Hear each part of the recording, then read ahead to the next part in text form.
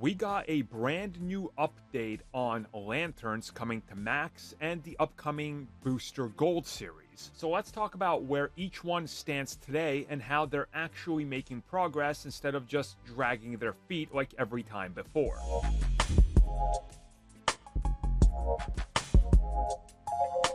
So first, let's start off with Lanterns. According to the rumors out there right now, they are looking at multiple showrunners and writers from the show Ozark and Criminal Minds to be involved with this one, which I think obviously tells you what you need to know about the tone and vibe that they're going for, especially that we heard it would be sort of like a crime procedural on Earth with the Lanterns, and involve elements that are like the TV series True Detective. So this all kind of makes sense if you really think about it, and I think lends more proof to the whole Blackest Night thing.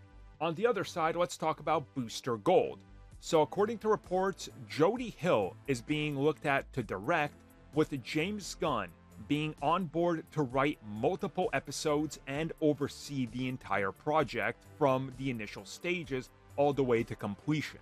So once again, this is sort of a confirmation that he's taking on that Kevin Feige role and that he will have hands-on and oversight on everything, but we're still very much going to have people that are showrunning, directing, and writing with just his input when they need it, which again, I think is good. There isn't anything bad about this. I know recently there's been all sorts of back and forth on how you should do things, this or that, but I think honestly this is great.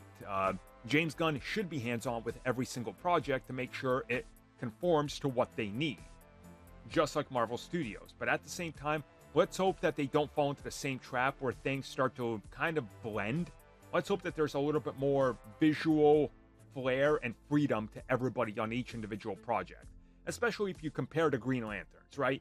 Compare Oa and the Lanterns to anything and everything in the rest of the DCU, or just DC Comics.